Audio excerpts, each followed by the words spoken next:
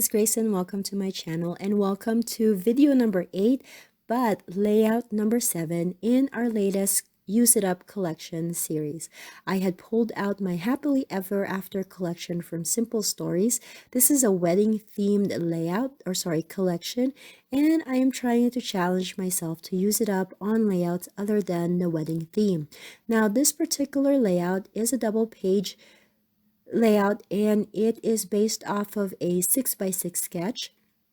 Unfortunately, I cannot share the sketch because it is a paid for sketch, but I will try to remember to link it up in the description box below if you are interested. It is from Scrapbook Generation. Anyways, I am going to create a layout about my anniversary date with my husband in 2020. So this was the time when some of the stores, thankfully, were finally opening up. This particular restaurant that we went to was open. We didn't know this, but we were just driving around, and then we noticed that we can go over there and actually dine in. So that was kind of exciting. And then we drove to Trader Joe's because I heard that they had ube ice cream, which I am so sad that they no longer have. But if you are a frequent shopper from Trader Joe's, let me know if they have brought it back because I don't normally go there. And then we tried to go to Dunkin' because our kids had requested that we get some donuts, but they were closed. And so we ended up going to the grocery store and buying some cinnamon rolls. Yep, that was our anniversary date. It was boring, I guess, but it's always fun to be with my hubby.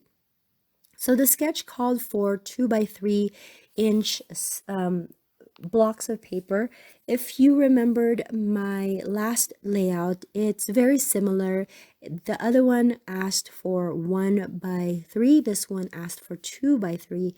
And I just love how the sketches help me to not only use my 6x6 pads, but also look at it for how I can get the most out of my scraps. Because you are using smaller pieces of paper, it's very good for that. Now, the sketch called for tile effect on the left side, and they are vertical, and then another batch of those papers on the right side.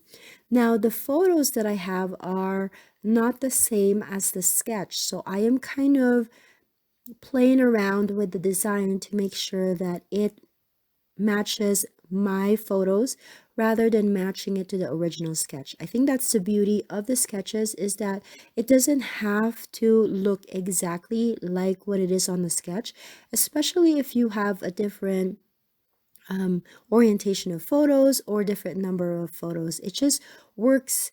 It just gives you an idea of what you can do with it, rather than thinking about how to fit your photos with the sketch. If you are a long time watcher of my YouTube, you know that I don't adhere anything until I am committed to the design. So I know that some of this kind of movement is bothering people because things are moving around, but I'm okay with that because I'd rather that it's kind of moving around than to have it all stick and then having to peel that off because they just didn't work out. So I'm kind of moving things around. My idea was that I don't want the same color together. I want them kind of spread apart, and I'm noticing that that floral paper with some kind of mustard or kind of goldy type of yellow is standing out, has some bold colors that bolder than the rest of the papers that I'm picking, and so I'm making sure that I spread that out of around my layout. And then the photos that I'm using do have a combination of 4x6 and 3x4. I'm going to use this vertical photo of me and my husband that was taken of one of our kids, and that's going to be the main photo. The other 4x6, that the horizontal format, it's going to be trimmed into a square, and that's going to go on the left side. I also have a horizontal photo that's a 3x4, and that's going to be on the left side as well. I tried to kind of put the photos, the orientation of the photos together, so it'll be easy for me to kind of, do the blocking design of this layout. I decided to mat them on paper, and I specifically used this bird with the dove with the heart one because I know that I'm not going to, again, I'm not going to do any wedding photos, so I don't need a dove with the heart. So I'm just deciding to just go and cover that up or use that sparingly. Now I'm slowing this down quite a bit because I've lost a lot of the footage here.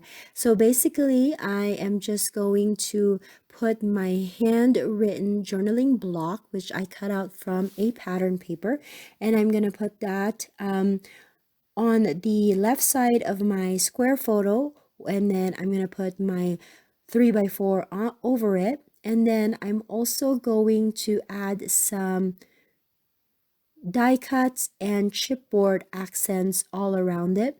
I did have to add a 1-inch 1x6, I think, on the center of those 4 blocks on the right, just because I wanted the photos to go spread out and match with the papers that I have there.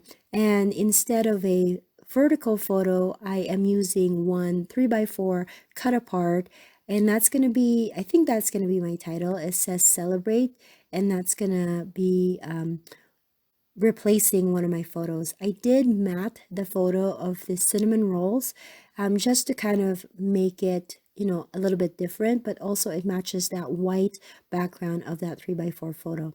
And oh, actually, you know what? I'm deciding that the tag happily ever after will be my title.